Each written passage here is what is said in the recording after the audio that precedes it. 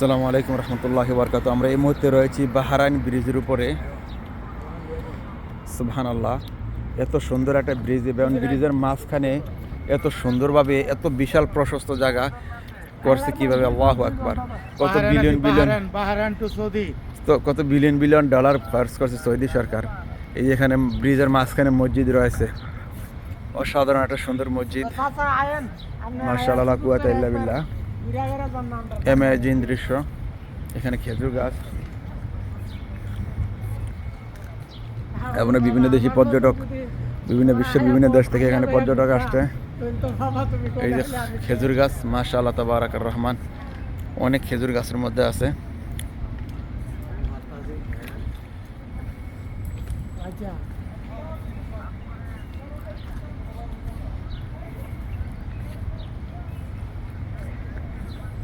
অসাধারণ দৃশ্য। এই ব্রিজের ওপার হচ্ছে বাহরাইন।